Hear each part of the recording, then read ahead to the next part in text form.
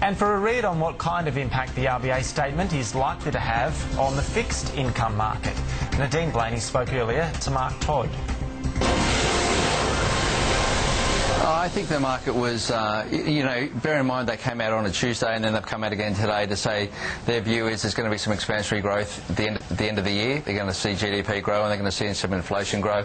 But at the moment I think the term deposit market is going to take it as it comes. And I don't think, the economists will say there's 2 rate rises in the system. I don't think the market thinks that yet. No, it looks like the market is pricing in 1 before the end of the year. So if the term deposit markets are taking this all in stride as it comes, are the banks actually still offering the kind of excellent rates that they have been in recent months? Yeah, I think the banks are working to a premise at the moment. They want to try and implement something around the Basel III requirements. So they'll still look for some longer term funding, and that'll be in the 1 and 2 year part of the bucket. It's not so much in the shorter end, in that 30 days, they won't be as keen. So 1 and 2 years in the mid-6s are still attractive.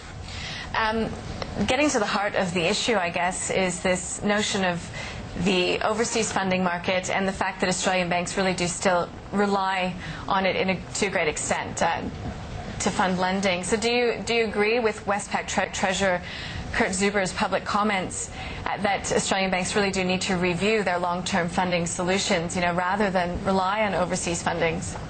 Yeah, I think Kurt's right. I mean, Kurt's a good operator. He knows his stuff, and so I think it's important to listen to what people like that start to say. And his view is that if we want to economy, we need to look at the cost of funds to grow the economy. Now, at the moment, they're seeing great support in the international markets for the Australian story and the Australian bank debt. I wouldn't want to be funding myself if it was an Irish bank. The Australian banks are well supported, and so that's a compliment to them. But as the economies of Europe and North America improve, you're going to see a sort of crowding out. So that Wachovia comes to the market and looks to borrow, Westpac will go up against a Wachovia. It's starting to become. It's difficult for the banks. There's a limited amount of money everywhere, and so as those economies improve, we'll start to see that crowding out, which won't help Westpac. What's sort of the worst-case scenario? I mean, what could happen if Australian banks aren't able to borrow enough from overseas markets? Well, that was Kurt's point.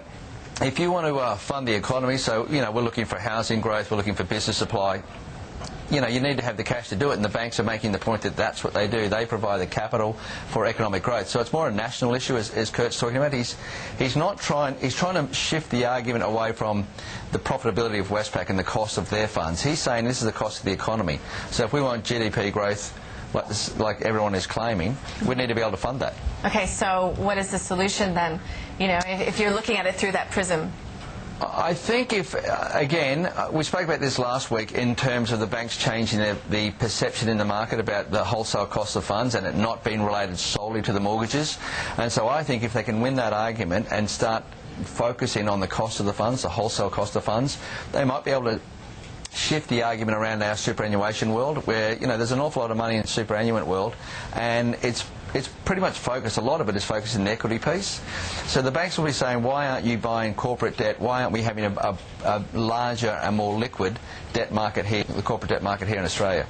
Yeah. We've become self-funding. Yeah, we heard Westpac CEO Gail Kelly speaking on that point in front of that committee that was set up to look into competition in the banking sector, just by memory. What has sort of been the political response to those kinds of calls coming from the banks?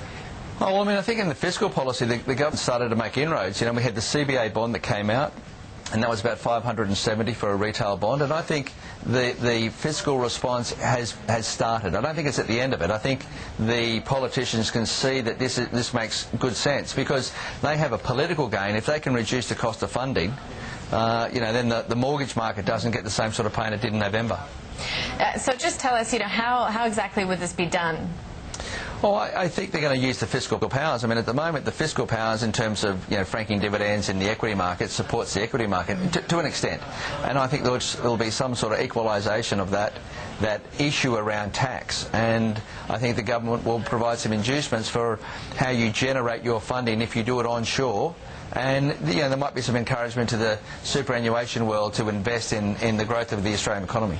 How pressing of an issue do you see this? We are getting lots of sort of evidence coming in from the United States that the economy there is recovering. ECB, although it sort of put it to the side last night, talking about inflation there.